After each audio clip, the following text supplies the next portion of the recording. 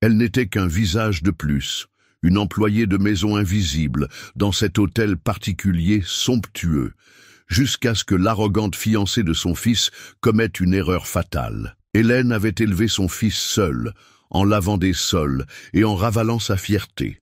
Aujourd'hui, il était l'un des hommes les plus riches de France, et il s'apprêtait à épouser une femme qui ne regardait personne dans les yeux, sauf les plus puissants. Saisie d'un terrible pressentiment, Hélène fit l'impensable. Elle se fit engager comme femme de ménage pour découvrir qui était vraiment cette femme, et ce qu'elle découvrit dans cette maison allait tout changer. Et cette nuit-là, elle vit plus que ce qu'elle aurait voulu, et moins que ce qu'elle espérait. L'hôtel particulier était impeccable, tapis persans, couverts en argent, arrangements floraux dans chaque recoin, tout était préparé pour l'arrivée de Chloé. Hélène, un foulard couvrant ses cheveux et vêtue simplement, ajustait discrètement les ronds de serviette sur la table. C'était étrange d'être là, dans cette maison qu'elle avait aidé son fils à construire, sans pouvoir la considérer comme sienne. Elle entendit le bruit des valises sur le marbre poli. Chloé fit son entrée comme si le monde lui appartenait. Robe moulante, talons aiguilles, un nuage de parfums de luxe. Ses yeux balayèrent à la pièce jusqu'à se poser brièvement sur Hélène. « Ah, vous devez être la nouvelle, n'est-ce pas ?» dit-elle sans un sourire, sans s'arrêter. Hélène baissa la tête. « Oui, madame, je m'appelle Marie, bien Marie. J'exige que mes vêtements soient défroissés à la vapeur. Et ne touchez pas à mes affaires. Vous pouvez commencer sur le champ. » Pas même un bonsoir. Pendant le dîner, Hélène servit le vin avec discrétion. Chloé la regarda comme on regarde un meuble mal placé. Quand Hélène laissa tomber une goutte sur la nappe, la réponse fusa, sèche. « Faites attention, cette nappe est en lin d'Italie. Elle coûte plus que votre salaire annuel. » Hélène sentit son sang ne faire qu'un tour, mais elle avala la couleuvre. Mathieu, son fils, rit de la blague, inconscient du venin qu'elle contenait. Elle était là pour observer. C'est tout. Plus tard, seule dans la cuisine, Hélène lavait les verres quand elle entendit des pas derrière elle. « N'essayez même pas de me faire la conversation, c'est clair !» lança Chloé, glaciale. « J'aime les domestiques qui connaissent leur place. » Hélène garda les yeux fixés sur l'évier. Et pour la première fois, elle sut, au plus profond d'elle-même, que cette femme cachait quelque chose de bien pire que de l'arrogance.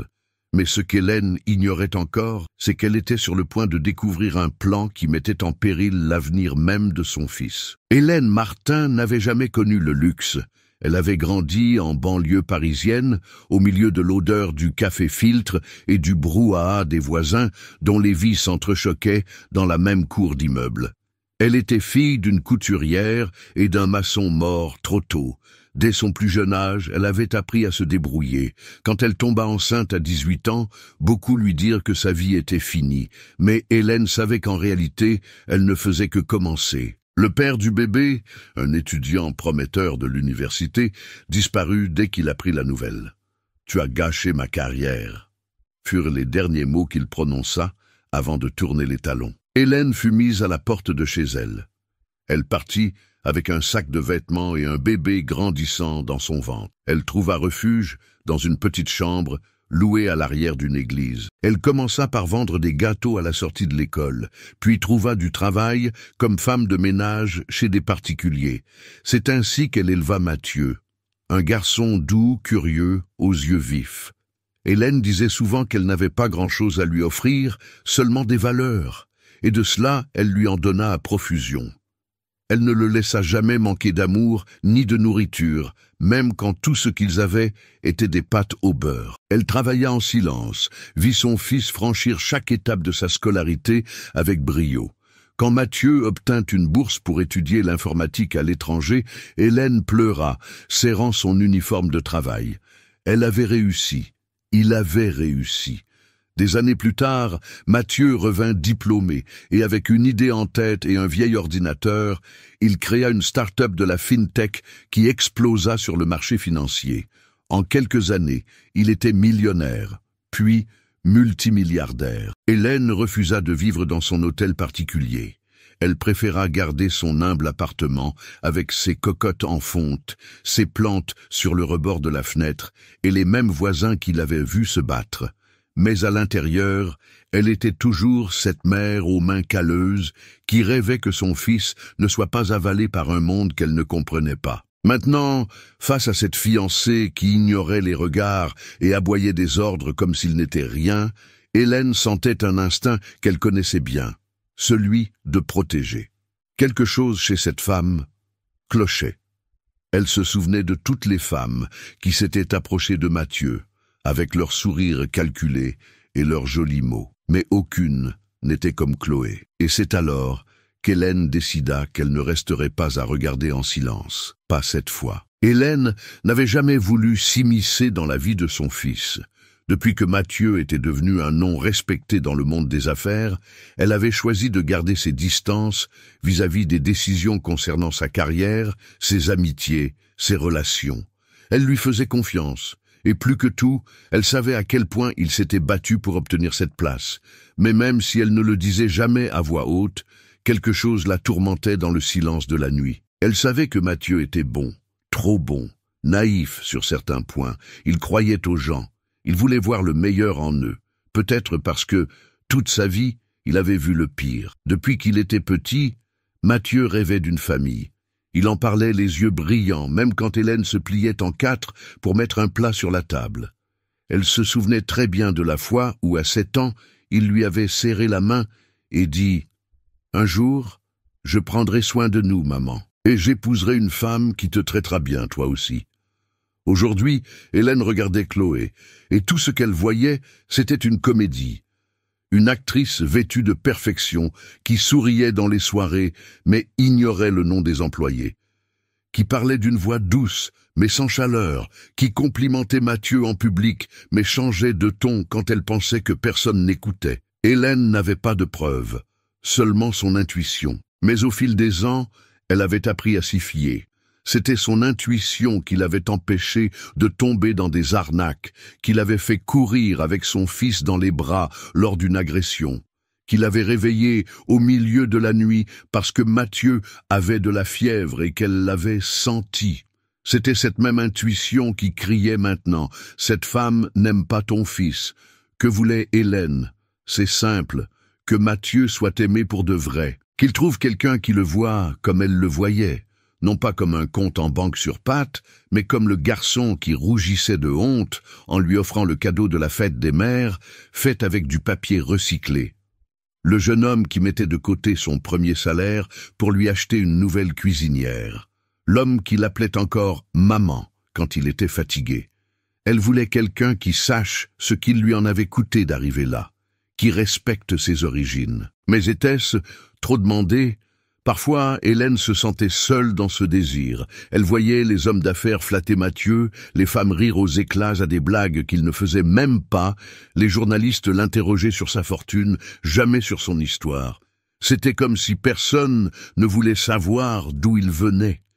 Comme si tout ce qu'elle avait fait ne comptait pas. Hélène savait que Mathieu était libre, qu'il pouvait aimer qui il voulait. Et elle n'était pas là pour choisir à sa place. Mais elle savait aussi autre chose. Quand une mère sent que son enfant est en danger, même si le danger porte des talons hauts et du rouge à lèvres de luxe, elle n'attend pas la permission. Elle agit. Et aussi absurde que pût paraître l'idée de se faire passer pour une femme de ménage dans la propre maison de son fils, Hélène ne voyait pas d'autre moyen. Mathieu ne l'écouterait pas sur la base d'un simple sentiment. Chloé était intelligente. C'était un caméléon. Elle savait quoi dire. Mais qui était-elle quand elle pensait que personne ne la regardait? C'est ce qu'Hélène devait découvrir.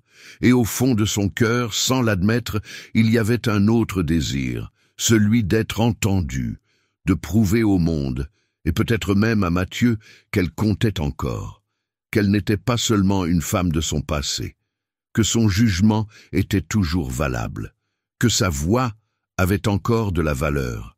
Elle ne voulait pas contrôler son fils. Elle voulait juste le sauver, avant qu'il ne soit trop tard.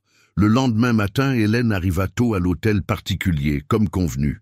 Elle portait une petite valise et le cœur lourd.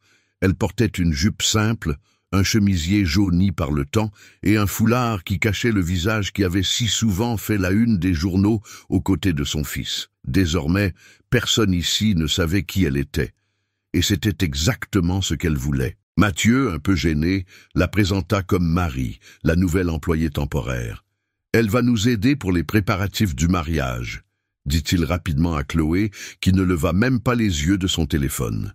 « Parfait », marmonna-t-elle, « tant qu'elle ne gêne pas. » Et ne pas gêner, c'est ce qu'Hélène s'efforcerait de faire. Elle passa la matinée à nettoyer silencieusement les placards de la cuisine. Elle observait tout. La façon dont Chloé traitait les chauffeurs avec mépris, comment elle parlait fort au téléphone en exposant les secrets de Mathieu, comment elle levait les yeux au ciel chaque fois qu'un employé commettait la moindre erreur. Le premier soir, Hélène servit le dîner les mains tremblantes, non de peur mais d'une rage contenue. Chloé se plaignit de la nourriture, critiqua la mise en place de la table et lâcha même un commentaire venimeux sur les vieux employés qui devraient prendre leur retraite.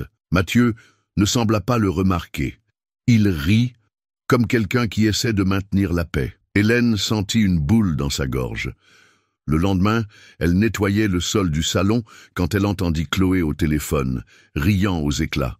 « Non, ma chérie, je ne l'aime pas. Mais j'aime ce qui va avec, n'est-ce pas? La carte de crédit illimitée, l'hélicoptère, et maintenant même un voyage de fiançailles à Paris. Qui n'aimerait pas ça? » Le rire résonna comme une gifle. Hélène se figea. Mais elle avait besoin de plus. Elle avait besoin de quelque chose que Mathieu ne pourrait pas ignorer. Et c'est ainsi qu'elle commença à tout noter. Mots, expressions, attitudes, chaque détail qui pourrait révéler la vérité. Un après-midi étouffant, Chloé lui ordonna de repasser ses vêtements avec plus de soin. « Si vous froissez ma robe, Marie, je jure que je vous fais remplacer. Et je ne sais même pas comment vous avez été engagée. » Hélène déglutit difficilement. « Pardon, madame. Je vais recommencer. » Plus tard, Chloé laissa tomber un verre par terre. Elle n'aida pas. Elle ne s'excusa pas. Elle cria simplement. « Vous allez rester planté là? Nettoyez-moi ça !» Hélène s'agenouilla avec le chiffon. Et en ramassant les débris, elle vit son propre reflet dans les éclats. Mais c'était un autre reflet qui lui faisait plus mal, celui de son fils, si proche et pourtant si aveugle. Un soir, Mathieu passa par la cuisine et vit Hélène assise sur un tabouret, se massant les pieds. « Tout va bien, madame ?» demanda-t-il sincèrement. « Tout va bien, monsieur », répondit-elle avec un sourire qui cachait la lassitude de son âme. Juste une longue journée. Il hésita un instant, comme si quelque chose en lui reconnaissait ce regard, mais il lui souhaita rapidement bonne nuit et monta les escaliers. Cette nuit-là, Hélène pleura doucement dans sa petite chambre du fond. Pas de douleur physique, mais de ne pas savoir si elle parviendrait à empêcher cela avant l'inévitable. Elle savait ce qui allait suivre. Elle avait déjà vu ce genre de femme, séduisante, belle, dangereuse, mais il y avait quelque chose chez Chloé qui allait au-delà de l'intérêt. Il y avait de la froideur. Mais ce qu'Hélène n'aurait jamais imaginé, c'est que Chloé portait un secret. Et ce secret pourrait détruire l'avenir de son fils, avant même que le mariage n'ait lieu. Ce samedi soir-là, l'hôtel particulier était illuminé comme un château. Mathieu et Chloé organisaient un dîner intime pour annoncer leur fiançailles à un groupe restreint d'amis, d'investisseurs et de personnalités du monde des affaires. Tout devait être parfait. Et Hélène, bien sûr, serait là, avec son tablier froissé, son visage caché et sa posture courbée. Elle se déplaçait discrètement dans les couloirs, arrangeant les verres, remplissant les boissons, observant les faux sourires et les regards calculateurs. Tout le monde faisait l'éloge de Chloé, pour sa beauté, son charme, sa sophistication. Personne ne demandait d'où elle venait, ce qu'elle pensait, qui elle était vraiment. Dans le salon principal, Chloé était le centre de l'attention. Elle brillait dans une robe dorée, qui scintillait sous les lustres en cristal. Hélène entra avec un plateau de petits fours, évitant de croiser le regard des invités. « Plus vite, Marie !» chuchota Chloé entre ses dents. « Vous marchez comme une paysanne maladroite. » Hélène se contenta d'acquiescer, se dirigeant vers une table d'appoint. Un des invités, un homme élégant, aux allures de banquier, engagea la conversation. « Cette nouvelle est efficace, Chloé, discrète, elle me plaît. » Chloé sourit, mais le sourire n'atteignit pas ses yeux. « Elle est Simple, un peu trop. On dirait qu'elle n'a pas pris sa douche aujourd'hui. Le groupe ricana. Hélène sentit ses joues brûler. Elle ne réagit pas. Elle continua à servir. Quelques instants plus tard, alors qu'elle apportait le dessert, un petit incident se produisit. L'un des serveurs trébucha sur un tapis et heurta légèrement Hélène, faisant tomber un verre de vin directement sur la robe de Chloé. La salle se figea. Chloé regarda la tache rouge sur son tissu coûteux comme si c'était du sang. « Vous êtes folle ?» hurla-t-elle en désignant Hélène. « Regardez ce que vous avez fait à ma robe. » Hélène tenta d'expliquer. « Excusez-moi, madame. C'était un accident, le serveur. Je me fiche de qui vous a bousculé. C'est votre travail de faire attention. C'est pour ça que je déteste les gens incompétents. Les gens qui pensent qu'ils peuvent entrer dans un endroit de luxe et se comporter comme s'ils étaient encore à la campagne. » La salle, silencieuse, observait maintenant. Mathieu fit un pas en avant. « Mon amour, ce n'était qu'un accident. »« Seulement un accident ?» rétorqua-t-elle. « Tu veux que je me marie avec une équipe de service qui ne sait même pas marcher ? Cette femme devrait être renvoyée sur le champ. » Les yeux d'Hélène s'emplirent de larmes, mais elle n'en versa aucune. Elle baissa simplement la tête. « Si vous me le permettez, monsieur Mathieu, dit le serveur qui l'avait bousculé, c'est de ma faute, Ça n'a aucune importance, l'interrompit Chloé.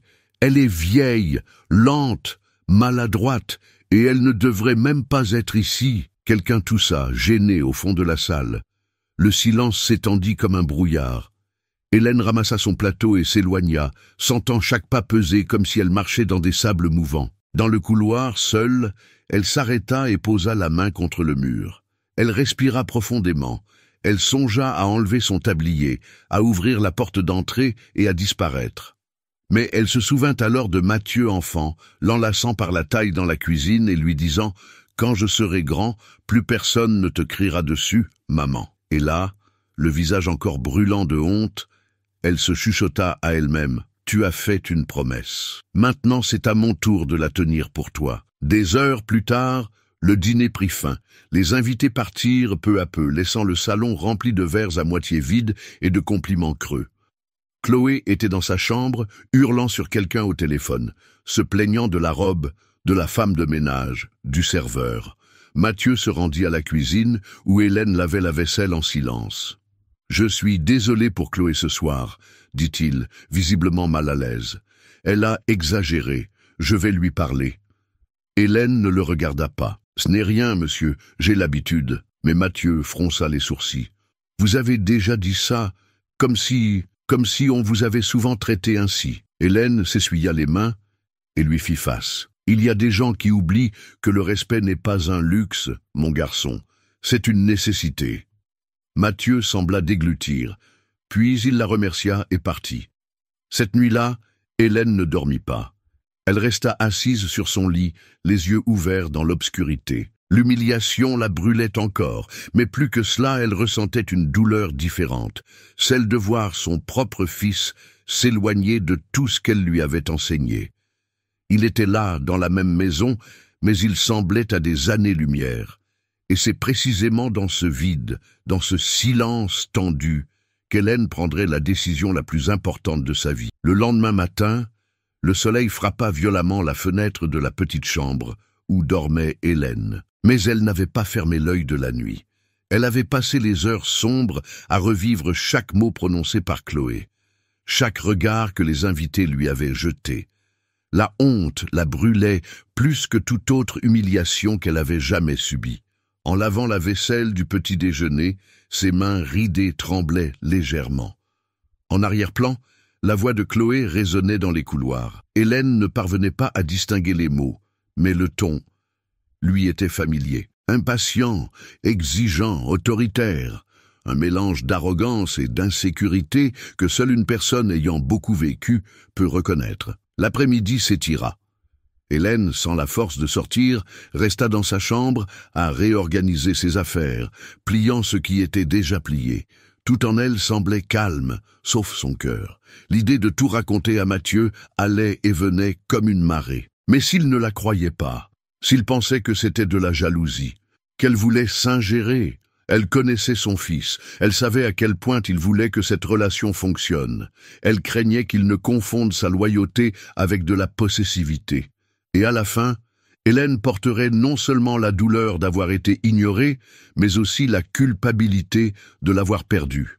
« Peut-être que j'exagère », murmura-t-elle pour elle-même en regardant le plafond. « Peut-être qu'elle a juste eu une mauvaise journée, peut-être, mais le peut-être mourut l'instant d'après. » Vers 6 heures du soir, Hélène se rendit au garage pour chercher une caisse d'ustensiles qui était restée dans la voiture de service. Le portail latéral était entrouvert, et en passant devant, elle entendit un son qui la fit s'arrêter. C'était Chloé. Elle était au téléphone, appuyée contre un pilier, les yeux fixés sur l'entrée principale de la maison, absolument certaine que personne ne l'écoutait. « Je ne sais pas combien de temps je vais pouvoir continuer à faire semblant, » disait-elle d'une voix étouffée. « Il est gentil mais stupide. Il croit encore que j'aime son petit sourire de garçon, au moins jusqu'au mariage. » Hélène se plaqua contre le mur. Son sang se glaça. « Et oui, » poursuivit Chloé, « la vieille est toujours là. Une nouvelle employée, apparemment, mais elle n'arrête pas de me regarder comme si elle me connaissait d'une autre vie. Je crois qu'elle ne m'aime pas. » Silence. Puis un petit rire sec. « Non que ça m'importe. Une fois que j'aurai son nom, personne ne se souciera de ce que pense une petite femme de ménage. Pas même lui. » Hélène porta la main à sa bouche, essayant de retenir un tremblement. Elle voulut entrer là, tout de suite, arracher le masque de cette femme devant tout le monde. Mais elle ne le pouvait pas. Pas encore. Elle avait besoin de quelque chose de plus. Chloé raccrocha et entra par la porte de derrière, sans remarquer Hélène. La mère resta là quelques minutes de plus, essayant de digérer ce qu'elle venait d'entendre. L'instinct protecteur criait déjà en elle. Mais ce qui faisait le plus mal, c'était de réaliser à quel point Mathieu était trompé. Plus tard, en préparant le dîner, Hélène entendit à nouveau la voix de Chloé résonner dans la maison. Cette fois, elle chantait. Elle était heureuse, peut-être soulagée, peut-être satisfaite de la comédie qu'elle jouait si bien. Hélène servit le dîner en silence. Mathieu arriva fatigué, s'assit à table, et Chloé arriva peu après, souriante, se collant à son bras comme quelqu'un qui n'a rien à cacher. Hélène observait de loin, sans que personne ne la remarque. Elle vit Chloé murmurer quelque chose à l'oreille de Mathieu, vit la façon dont il rit, distrait, et pensa à la terrible façon dont tout cela pourrait se terminer. Une fois le dîner terminé, Hélène débarrassa les assiettes et retourna à la cuisine. Seule là, au milieu de la vaisselle sale et de la vapeur de l'évier, elle comprit qu'il n'y avait plus de temps. Mathieu s'impliquait de plus en plus. La cérémonie était prévue pour dans 3 semaines. Et elle, Hélène, avait 2 choix. Se taire et regarder son fils marcher vers un abîme les yeux bandés, ou faire l'impensable. Elle s'essuya les mains, alla dans sa petite chambre et sortit un petit carnet de sa valise. Elle commença à y noter tout ce dont elle se souvenait de la conversation entendue dans le garage. L'heure, les phrases exactes, les expressions. Si elle n'avait pas d'enregistrement, elle aurait au moins un témoignage. Quand elle eut fini d'écrire, elle s'adossa au lit et fixa à nouveau le plafond. Mais cette fois, avec des yeux déterminés. « Tu m'as sous-estimé, Chloé. Mais je suis plus qu'une femme de ménage fatiguée. » L'horloge marquait presque minuit quand elle entendit à nouveau des pas dans le couloir. Elle se dirigea vers la porte entr'ouverte et jeta un coup d'œil. C'était Chloé. Elle descendait les escaliers, lentement, regardant de chaque côté. Curieuse, Hélène la suivit, pieds nus, se cachant dans l'ombre. Chloé entra dans la cuisine, alluma la lumière, ouvrit son sac et en sortit une petite fiole transparente. Hélène se sentit glacée. Chloé ouvrit le réfrigérateur, prit une carafe de jus et commença à remuer calmement la boisson. Puis, sans hésiter, elle versa le contenu de la fiole dans le liquide et sourit. Ce sera pour ce soir. Et alors, comme si l'univers conspirait, le téléphone d'Hélène tomba par terre. Le bruit fut sec. Chloé se retourna instantanément. Et à cet instant, les 2 femmes se retrouvèrent face à face, sans plus de masque, sans plus de déguisement. Avez-vous déjà dû vous taire, même en connaissant la vérité? Avez-vous déjà ravalé vos larmes juste pour protéger quelqu'un que vous aimez? Si oui, commentez « Je comprends Hélène » ci-dessous, juste pour que je sache que vous êtes là, à vivre cette histoire avec moi. Parce que parfois, le silence d'une mère porte plus d'amour que 1000 mots. Hélène dévisagea Chloé pendant une seconde qui sembla une éternité. La fiole était toujours sur le plan de travail, la carafe de jus à côté, et l'expression de la fiancée était un mélange de panique et de mépris. « Vous, qu'est-ce que vous faites ici ?» murmura Chloé, essayant de garder contenance. Hélène ne répondit pas immédiatement. Elle ramassa le téléphone qu'elle avait fait tomber et le glissa dans la poche de son tablier sans la quitter des yeux. Son cœur battait la chamade, mais sa voix sortit, ferme. « Je pourrais vous poser la même question. » Chloé fit un pas en avant, son talon résonnant sur le sol froid. « Vous n'avez rien vu. Et même si c'était le cas, qui êtes-vous pour dire quoi que ce soit ?» Hélène se dirigea lentement vers le plan de travail, prit la carafe avec précaution et la vida dans l'évier. Chaque goutte qui s'écoulait était comme un nœud qui se dénouait en elle. « Vous alliez donner ça à Mathieu, n'est-ce pas ?» dit-elle sans se retourner. « Mettre quelque chose dans sa boisson, le tromper, le manipuler. » Chloé croisa les bras, essayant de maîtriser sa nervosité. « Vous délirez. C'est juste du jus. Vous insinuez quelque chose de très grave. » Hélène se tourna lentement, les yeux embués de colère et de tristesse. « Vous n'avez aucune idée de ce qui est grave. Savez-vous ce que c'est de se réveiller à 4 heures du matin pour nettoyer les toilettes de gens qui ne vous regardent même pas? Savez-vous ce que c'est d'élever un fils sans père, sans argent, sans personne pour vous tendre la main ?» Chloé tenta de rire. « Qu'est-ce que ça a à voir avec le jus ?»« Tout, » répondit Hélène, sans ciller. « Parce que ce fils a grandi, il s'est battu. Et aujourd'hui, il est là où il est parce qu'il a appris à être un homme auprès de quelqu'un qui n'a jamais eu besoin de mentir pour obtenir le respect. » Le silence fut rompu par le claquement d'une porte au loin. Mathieu était arrivé. Chloé se précipita vers le réfrigérateur, essayant d'attraper une autre boisson. « Vous n'allez pas faire de scandale. Si vous le faites, je jure que je lui dirai que c'est vous qui m'avez menacé. Il me croit. Je suis sa fiancée. » Hélène s'approcha, si près que les deux femmes pouvaient sentir le souffle de l'autre. « Vous avez raison, » dit-elle d'un ton étonnamment calme. « Il vous croit, parce qu'il veut y croire.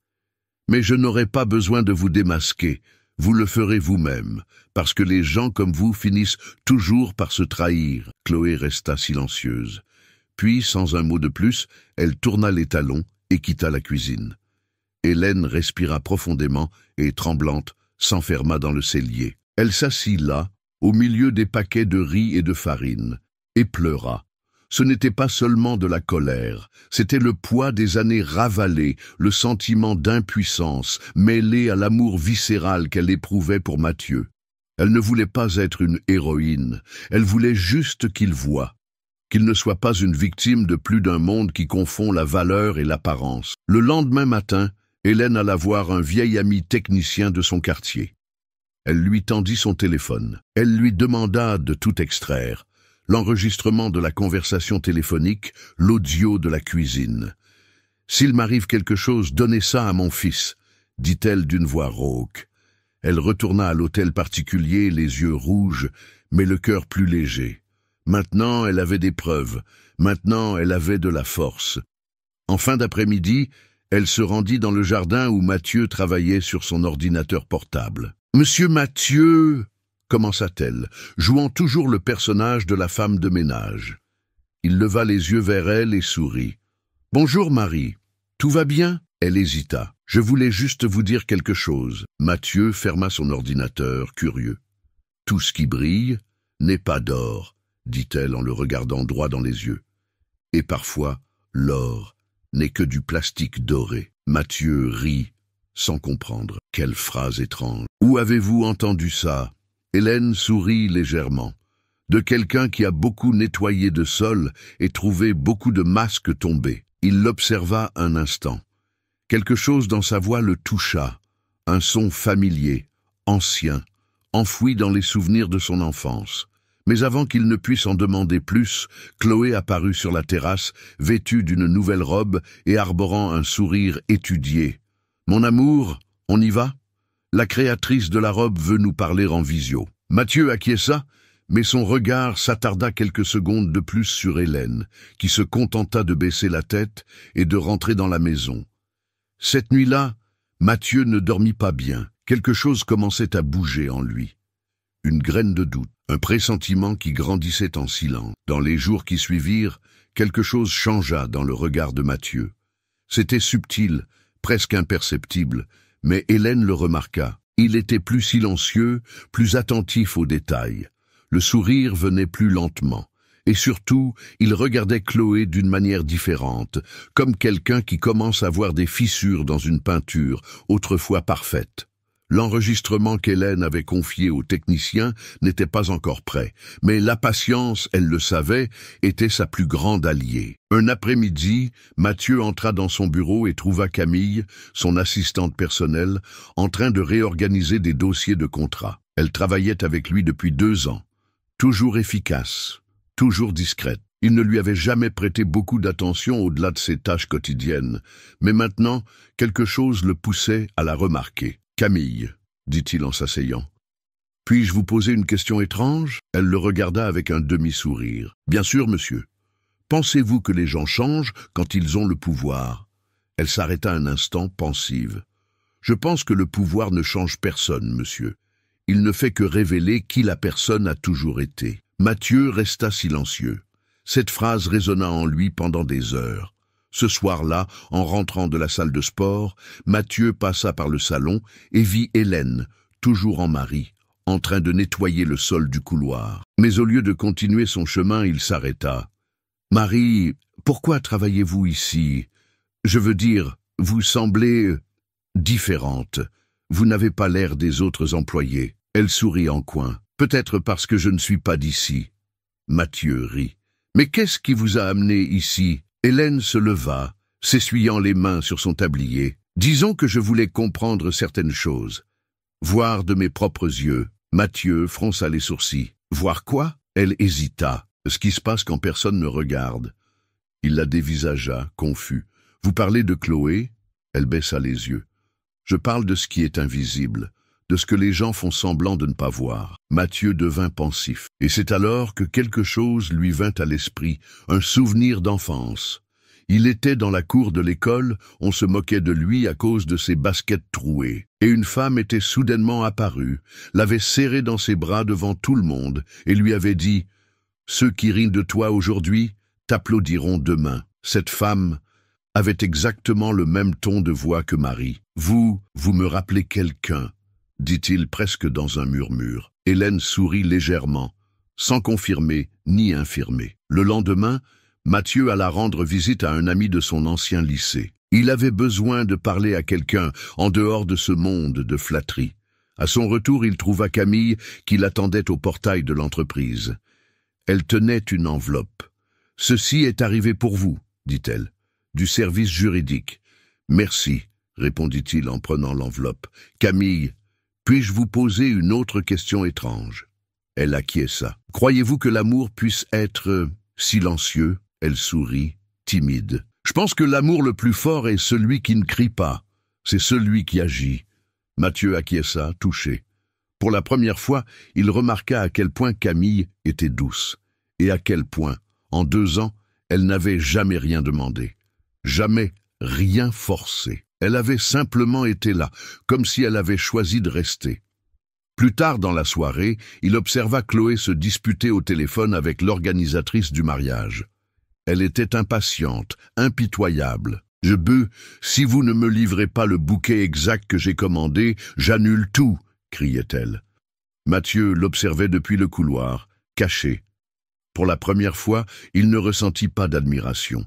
Il ressentit de la distance et de la honte. En se tournant pour monter, il croisa Hélène qui descendait avec un plateau de thé. Il l'arrêta d'un geste. « Marie, me feriez-vous une faveur ?»« Bien sûr, monsieur. »« Pouvez-vous me dire ce que vous voyez quand vous me regardez ?»« Mais vraiment ?»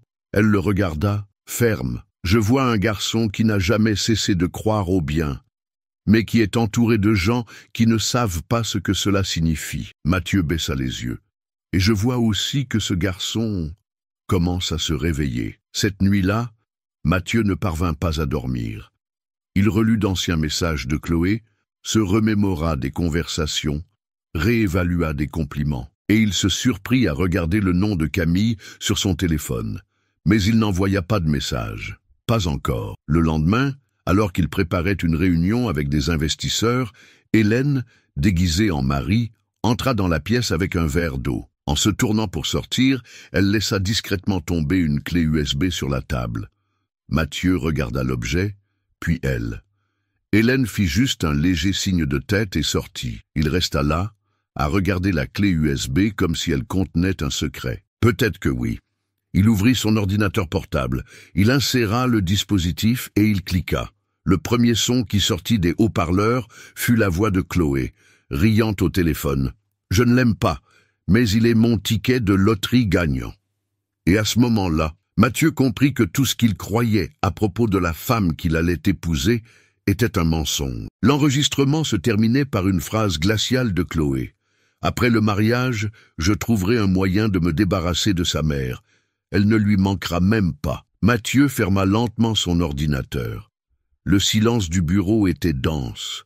Il resta là, immobile, à regarder l'écran noir, le cœur battant et l'esprit confus. Il se sentait trahi.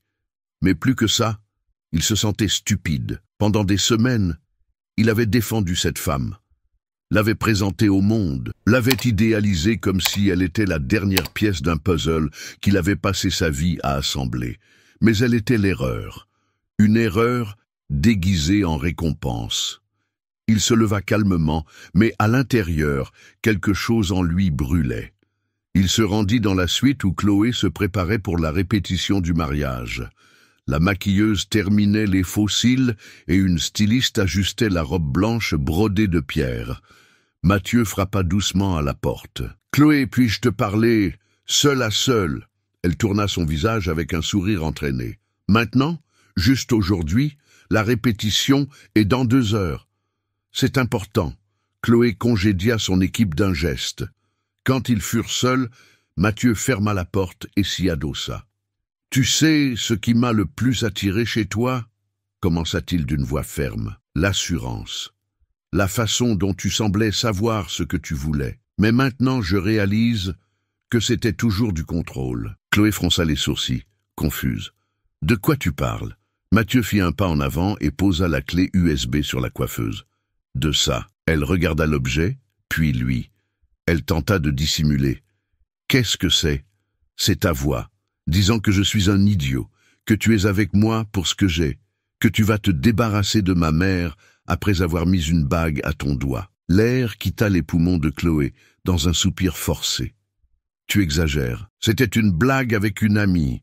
Des trucs de fille. » « Non, Chloé, c'est de la trahison et de la lâcheté. » Elle essaya de lui toucher le bras, mais il se recula. « Tu as passé des semaines à humilier les gens autour de moi, à faire semblant. Et moi, aveugle, pensant que j'aimais quelqu'un de vrai. Mathieu, s'il te plaît, tu sais qui est Marie, la petite bonne que tu as maltraitée, ignorée, humiliée. » Chloé se figea.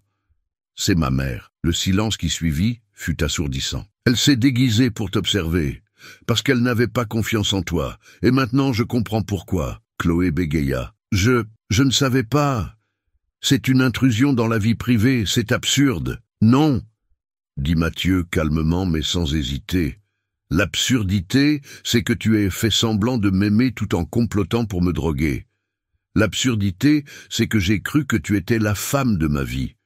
Mais ça s'arrête aujourd'hui. » Chloé le fixait comme si elle s'attendait à ce qu'il revienne sur sa décision, comme s'il était encore faible. Mais Mathieu se contenta de tendre la main vers l'alliance sur la table de chevet. Il prit l'écrin et le lui tendit. « Tu peux la garder, c'est la seule chose que tu emporteras. » Et il sortit. Il descendit les escaliers d'un pas ferme. Il trouva Hélène dans la cuisine, les yeux attentifs et le visage tendu.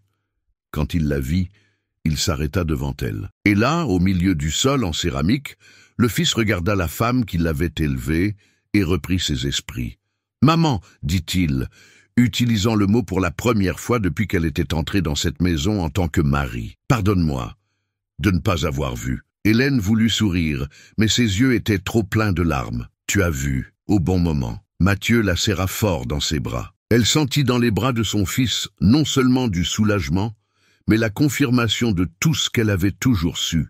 Il était bon. Il était toujours ce garçon juste à qui elle avait appris à dire « s'il vous plaît » et « merci ». Plus tard dans la journée, Mathieu convoqua une petite réunion avec les employés de la maison. Chloé était toujours à l'étage, essayant désespérément d'appeler son agence de communication pour contenir la tragédie imminente. Dans le salon, Mathieu monta 2 marches de l'escalier central et parla d'une voix claire. « Je veux que tout le monde sache que le mariage a été annulé et qu'à partir d'aujourd'hui, toute personne qui a été traitée sans respect dans cette maison sache qu'elle a toute ma considération. » Certains employés sourirent en silence. D'autres baissèrent simplement la tête, comme pour remercier avec le corps. Il descendit et se dirigea vers Camille, qui était là pour le travail. « Tu savais ?» lui demanda-t-il à voix basse. Elle secoua la tête. « Non, mais je sentais que quelque chose n'allait pas. » Mathieu acquiesça. « Tu veux bien m'aider pour quelque chose ?» Elle sourit légèrement. Bien sûr, ils montèrent ensemble. Ils frappèrent à la porte de la suite. Chloé ouvrit, surprise de voir Camille.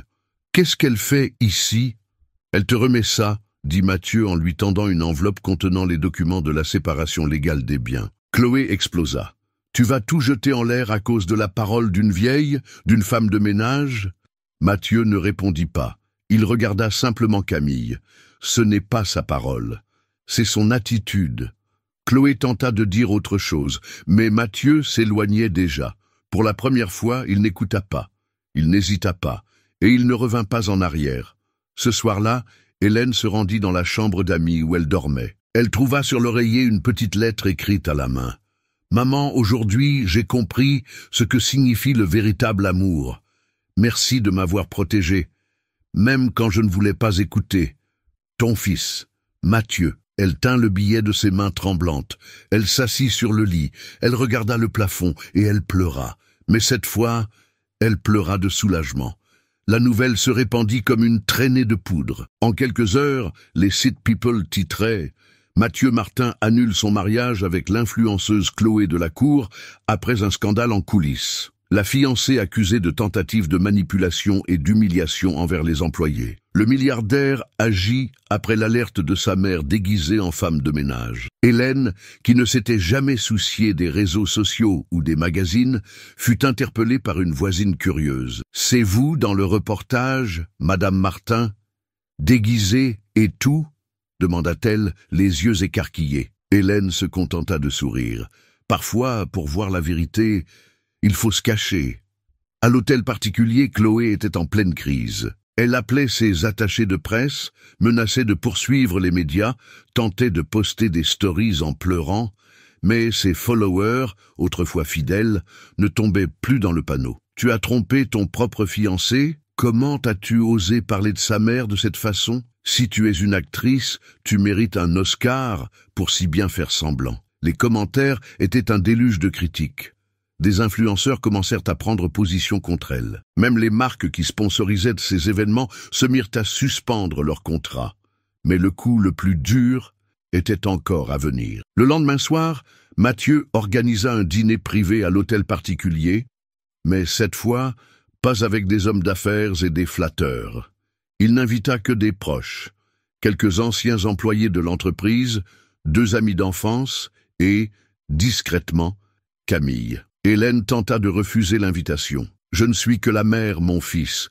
J'ai déjà fait mon rôle. » Mathieu insista. « Non, ce soir, ta place est à mes côtés. » Quand tout le monde fut arrivé, Mathieu tint à présenter Hélène comme jamais auparavant. « Voici ma mère, la femme qui m'a tout appris, la femme qui m'a vu tomber, me relever et qui m'a sauvé. » Une fois de plus, un silence respectueux s'installa. Beaucoup de personnes présentes connaissaient l'histoire de la femme de ménage qui avait élevé seule son fils. Mais peu avaient conscience de l'importance de son rôle dans la décision qui avait empêché un désastre.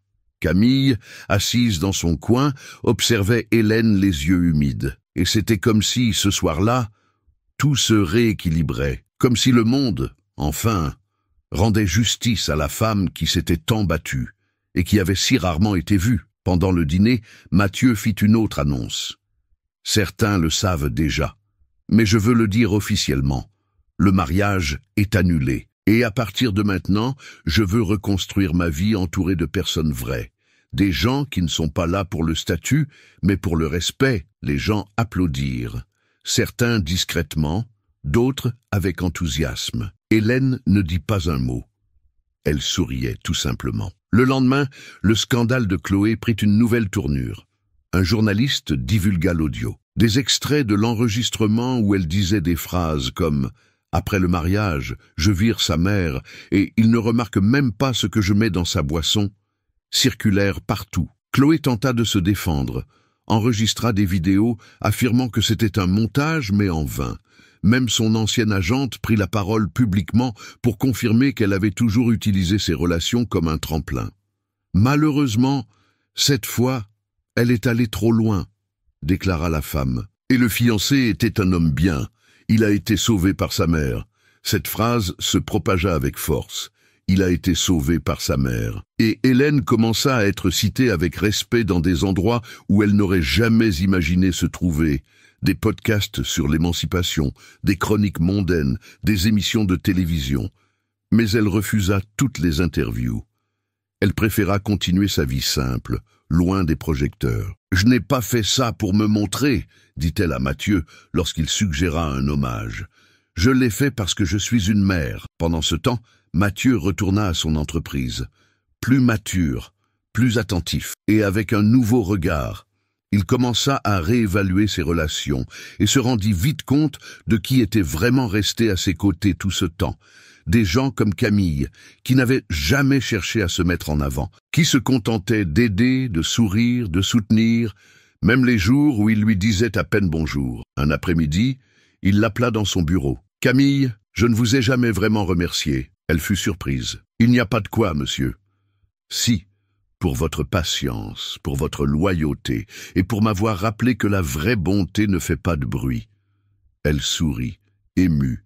« Vous êtes l'une des personnes les plus authentiques que j'ai jamais rencontrées. » Elle baissa les yeux. « Merci. » Et pour la première fois, Mathieu la regarda vraiment. Non pas comme une assistante, mais comme quelqu'un qui avait été là pour ce qu'il était. À la fin du mois, Hélène décida de quitter l'hôtel particulier et de retourner à sa maison simple. Mathieu tenta de la convaincre de rester, mais elle lui expliqua, avec un baiser sur le front, « Ma place est là où elle a toujours été. Tu as déjà tout ce dont tu as besoin en toi, y compris le courage. » Avant de partir, elle rencontra Camille dans le jardin. Les deux femmes se prirent dans les bras. « C'est un homme bon, Camille, mais il a besoin de quelqu'un pour le lui rappeler quand il l'oublie. » Camille acquiesça. « Je serai là. » Hélène sourit.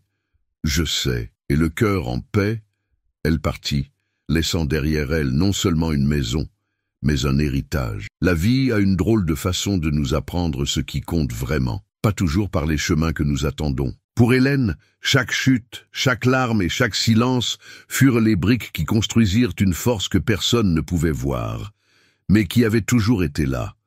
Elle apprit que la dignité ne s'achète pas. Elle ne se trouve pas dans des robes chères, ni dans des sourires étudiés. Elle réside dans le respect de soi et des autres, même quand le monde insiste pour faire le contraire. Le véritable amour n'est pas celui qui s'habille de luxe ou de pouvoir, mais celui qui se révèle dans les gestes simples, dans une étreinte serrée après une journée difficile, dans le mot juste dit au bon moment, dans le regard qui dit « Je crois en toi ». Mathieu, qui avait si longtemps cherché le succès et l'approbation, découvrit que le plus grand triomphe ne réside pas dans les chiffres d'un compte en banque, mais dans le fait de s'entourer de personnes qui vous aiment pour ce que vous êtes, non pour ce que vous avez. Et Hélène, qui ne s'était jamais permis de briller en public, comprit que son plus grand rôle avait été de garder la flamme de la vérité et de l'amour en silence, même quand la vie semblait vouloir l'éteindre. Ce ne fut pas facile. Ça ne l'est jamais. Mais leur histoire est la preuve que quand l'amour est authentique, il résiste et il triomphe. Elle nous rappelle que parfois, il faut du courage pour être invisible et en même temps indispensable. Pour se déguiser, oui, mais sans jamais perdre son essence, car les vraies batailles sont celles que nous menons pour le cœur des gens que nous aimons, même quand personne d'autre n'y croit. Hélène ne voulait pas être une héroïne. Elle voulait juste être une mère. Elle voulait protéger. Et à la fin, c'est précisément ce courage silencieux qui a changé le destin de son fils. L'amour, quand il est réel, ne craint aucune épreuve. Il ne se cache pas. Il apparaît, fort, au moment où nous en avons le plus besoin. Et cette histoire, qui semblait n'être que celle d'une mère et de son fils, est finalement devenue une leçon pour nous tous. Une leçon de dignité, d'amour et de vérité. Des mois passèrent depuis la décision de Mathieu d'annuler le mariage et de reconstruire sa vie loin des masques et des fausses promesses. L'hôtel particulier, autrefois théâtre de tensions et de secrets, respirait désormais un air différent, plus léger, plus sincère. Chloé disparut des cercles mondains et des réseaux sociaux aussi rapidement qu'elle y était apparue. La réaction négative mina son image et peu à peu, son nom fut oublié par ceux qui comptaient vraiment. Les amis qui l'entouraient auparavant s'éloignèrent, et elle se retrouva seule, payant le prix des choix qu'elle avait faits. Mathieu, de son côté, fit un pas important pour se réconcilier avec ses racines.